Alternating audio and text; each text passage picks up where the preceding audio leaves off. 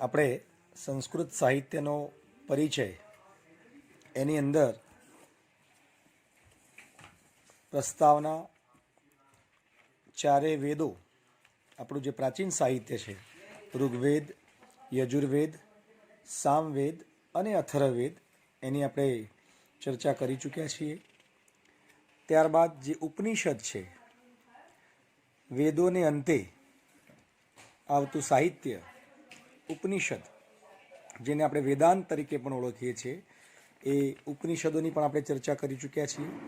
અને ત્યારબાદ મહાકવિ ભાસ, એની આપણે અહીંયા ચર્ચા કરવાના છીએ. વિદ્યાર્થીની બહેનો, મેં તમને અગાઉ પણ કહ્યું હતું કે અત્યારે કોરોનાના કારણે આપણા બોર્ડે અને આપણા શિક્ષણ મંત્રી સહિત શિક્ષણવિદોએ જે 30% આપણો જે અભ્યાસક્રમ એ કટ ઓફ કર્યો છે, અથવા તો આપણા જે પ્રશ્નપત્રમાં એ 30% જે અભ્યાસક્રમ પૂછાવાનો નથી, એની અંદર આપણે જે મહાકવિ ભાસ છે, એ મહાકવિ ભાસની અંદરથી એ લોકોએ 3 મુખ્ય ટોપિક લીધેલા છે. દાખલા તરીકે મહાભારત ઉપર આધારિત 6 નાટકો, એમાંથી જે કર્ણભાર છે એ કર્ણભાર નાટક એ રાખેલું છે. અહીંયા મેં ટીક કરેલું છે, તમે જોઈ શકો છો કે કર્ણભાર એ આપણા પાઠ્યક્રમની અંદર એ બોર્ડના અભ્યાસક્રમમાં છે. ત્યારબાદ રામાયણ ઉપર આધારિત જે 2 નાટકો છે, અભિષેક નાટક અને પ્રતિમા નાટક, એમાંથી અભિષેક નાટક એ રદ કરેલું છે, પણ પ્રતિમા નાટક એ આપણા પાઠ્યક્રમની અંદર પ્રશ્નપત્રના અભ્યાસક્રમમાં છે. ત્યારબાદ જે પ્રતિજ્ઞા યૌગંધરાયણ અને સ્વપ્ન વાસવદત્તમ, એ 2 જે નાટકો છે, ઉદયન કથા ઉપર આધારિત પ્રતિજ્ઞા યૌગંધરાયણ અને સ્વપ્ન વાસવદત્તમ, એમાં સ્વપ્ન વાસવદત્તમ એ આપણા અભ્યાસક્રમમાં રાખેલું છે. એટલે આમ જે 13 નાટકો છે ભાસના, એ ભાસના 13 નાટકોમાંથી કુલ 3 કૃતિઓ, કર્ણભાર, પ્રતિમા નાટક અને સ્વપ્ન વાસવદત્તમ, એ 3 એ આપણા બોર્ડના અભ્યાસક્રમની અંદર પ્રશ્નપત્રમાં એ એમાંથી પૂછાઈ શકે. માત્ર મહાકવિ ભાસની અંતર્ગત આપણે આ વાત કરી રહ્યા છે. આખું એ સાહિત્ય પરિચયની આપણે વાત નથી કરી રહ્યા, પરંતુ મહાકવિ જે ભાસ છે, એ મહાકવિ ભાસની જે 13 કૃતિઓ છે, એ 13 કૃતિઓની અંદરથી એ આપણે આ 3 કૃતિઓ એ એમણે એ આપણા અભ્યાસક્રમની અંદર પ્રશ્નપત્રમાં લીધેલી છે. તો અહીંયા આપણે મહાકવિ ભાસનો સર્વપ્રથમ પરિચય કેળવીએ. તો કાલિદાસે, મહાકવિ કાલિદાસે અથવા તો કવિ કુલગુરુ કાલિદાસે પોતાના પ્રથમ નાટક માલવિકાગ્નિમિત્રમની અંદર એ ભાસનો પ્રથિત યશસ, એટલે કે પ્રસિદ્ધ યશવાળા નાટ્યકાર તરીકે ઉલ્લેખ કરેલો છે.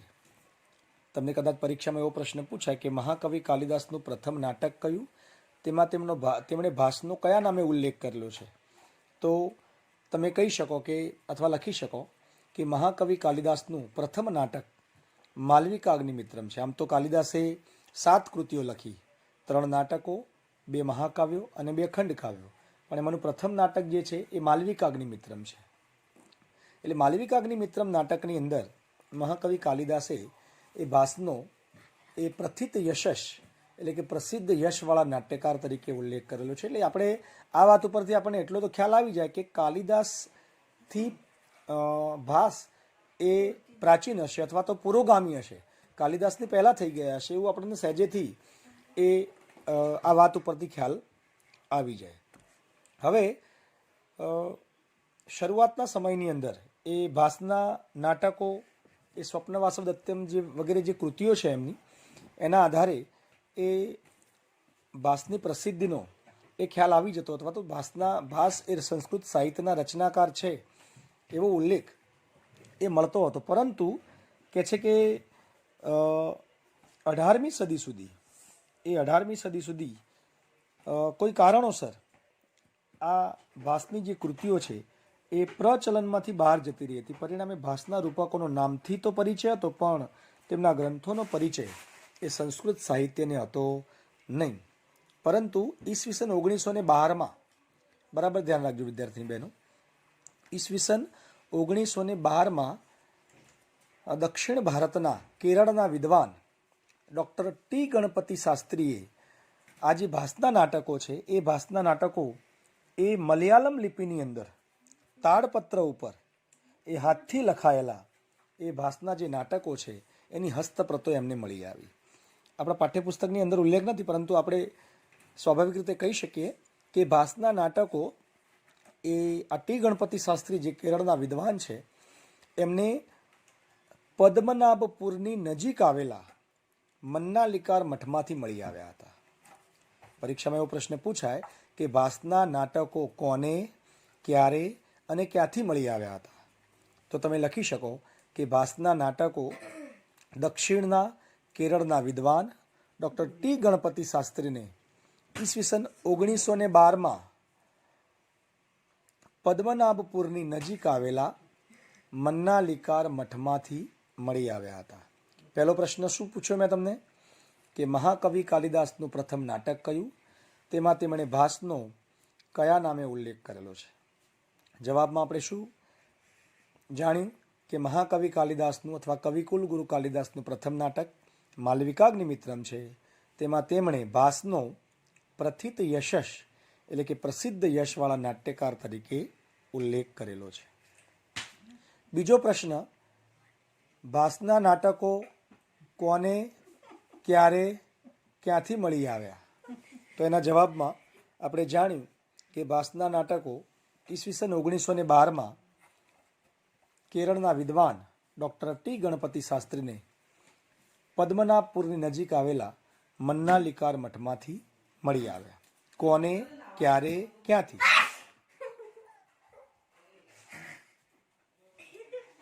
તો જવાબમાં શું જાણ્યું આપણે? ભાસના નાટકો ઈસવીસન 1912માં દક્ષિણ ભારતના એટલે કે કેરળના વિદ્વાન ડૉક્ટર ટી ગણપતિ શાસ્ત્રીને પદ્મનાભપુરની નજીક આવેલા મન્નાલિકાર મઠમાંથી મળી આવે. હવે આ જે 13 કૃતિઓ ભાસની મળી એ આ ડૉક્ટર ટી ગણપતિ શાસ્ત્રીએ જે ત્રિવેન્દ્રમ ગ્રંથમાળા છે એ ત્રિવેન્દ્રમ ગ્રંથમાળાની અંદર એ દેવનાગરી લિપિમાં સંપાદન કરીને એમણે એ કૃતિઓ અથવા એ ગ્રંથો ભાસ નાટક ચક્રના નામે પ્રકાશિત કરી. તમને પરીક્ષામાં એવો પ્રશ્ન પૂછાય કે ભાસની કૃતિઓ એ કઈ ગ્રંથમાળામાં કયા નામે પ્રસિદ્ધ કરવામાં આવી અથવા તો કોણે પ્રસિદ્ધ કરી, તો જવાબમાં આપણે લખવાનું કે ભાસની જે કૃતિઓ છે એ ડૉક્ટર ટી ગણપતિ શાસ્ત્રીએ અથવા કેરળના વિદ્વાન ડૉક્ટર ટી ગણપતિ શાસ્ત્રીએ ભાસ નાટક ચક્રના નામે અથવા તો ત્રિવેન્દ્રમ ગ્રંથમાળામાં ભાસ નાટક ચક્રના નામે એમના નાટકો પ્રકાશિત કર્યા અથવા એમની કૃતિઓ પ્રકાશિત કરી. આમ જે લુપ્ત થઈ ગયેલા ભાસના 13 રૂપકો હતા અથવા તો 13 કૃતિઓ અથવા 13 નાટકો હતા એ સંસ્કૃત જગતમાં એ પુનઃ પ્રચલિત બન્યા છે. એવું કહેવાય છે કે સંસ્કૃત સાહિત્યની અંદર કોઈ એક કાવ્ય કે કોઈ એક રચના થાય તો એક પુત્ર જન્મ્યાનું એ ફળ અથવા તો આનંદ એ મળતો હોય છે, જ્યારે અહીંયા તો 13 કૃતિઓ અથવા 13 રૂપકો અથવા 13 નાટકો એ ભાસના અહીંયા મળ્યા છે, એટલે બહુ જ એ આનંદની વાત છે. એટલે એવું કહેવાય છે કે ભાસના 13 નાટકો મળતા જ સંસ્કૃત સાહિત્ય જગતમાં કે છે કે આનંદની એક લહેર ફેલાઈ ગઈ. પરંતુ સમય જતાં વિવાદ ચગ્યો કે ભાઈ આ નાટકો ભાસના છે કે કોઈ બીજા કોઈના છે, કે પછી મૂળ નાટકોને ભજવવા માટે પાછળથી તૈયાર કરેલી કોઈ રંગાવૃત્તિઓ છે. આમ ભાસના નાટકોના કર્તૃત્વ અંગે પ્રશ્નો ઊભા થયા, સમસ્યા ઊભી થઈ, જેને ભાસ સમસ્યા તરીકે ઓળખવામાં આવે છે. આપણે અગાઉના અભ્યાસમાં અથવા વિડીયોમાં ભાસના જીવન વિશે મેં તમને વાત કરી હતી કે ભાસ એ અત્યંત પ્રાચીન નાટ્યકાર છે. તેમનો જીવનકાળ ઈસવીસન પૂર્વે 3જી કે 4થી સદીનો માનવામાં આવે છે. નાટકોના આંતરિક મૂલ્યાંકન ઉપરથી એવું જણાય છે કે તેઓ વિષ્ણુ ભક્ત હશે. વેદ, ઇતિહાસ, પુરાણો અને શાસ્ત્રોના તેઓ જ્ઞાતા હશે, પ્રકૃતિ અથવા નિસર્ગના તેઓ સૂક્ષ્મ નિરીક્ષક હશે અને માનવ સ્વભાવના અભ્યાસુ હશે. હવે આપણે વાત એ કરી કે ભાસના નાટકોની રચના અંગે, એના કર્તૃત્વ અંગે એક સમસ્યા ઊભી થઈ કે ભાઈ આ નાટકો ભાસના છે કે બીજા કોઈના છે, કે પછી મૂળ નાટકોને ભજવવા માટે પાછળથી તૈયાર કરેલી કોઈ રંગાવૃત્તિઓ છે. આમ ભાસના નાટકોના કર્તૃત્વ અંગે જે સમસ્યા ઊભી થઈ તેને ભાસ સમસ્યા તરીકે ઓળખવામાં આવે છે. તમને પ્રશ્ન પૂછાય પરીક્ષામાં કે ભાસ સમસ્યા એટલે શું, તો આ તમારે જવાબ લખવાનો. હવે આના ભાસ સમસ્યા ઉપર એ ઘણા બધા વિવેચકોએ, ઘણા બધા વિદ્વાનોએ, તત્વચિંતકોએ પોતપોતાના મતો આપ્યા. એમાં કેટલાક લોકો એવું માનતા હતા કે આ નાટકો ભાસના છે, કેટલાક લોકો એવું માનતા હતા કે આ નાટકો ભાસના નથી, જ્યારે કેટલાક એવું માનતા હતા કે કેટલાક નાટકો ભાસના હોઈ શકે અથવા તો કેટલાક નાટકો ભાસના ન પણ હોઈ શકે, અથવા તો ભાસના નાટકો હોય પણ ખરા અને ના પણ હોય. તો આ જે ત્રણ પક્ષ ઊભા થયા ભાસ સમસ્યા ઉપર પ્રચલિત, જે ત્રણ પક્ષ થયા એમાં એક છે અનુકૂળ પક્ષ, બીજો છે પ્રતિકૂળ પક્ષ અને ત્રીજો છે તટસ્થ પક્ષ. અનુકૂળ પક્ષના લોકો એવું માનતા હતા કે આ નાટકો ભાસના છે.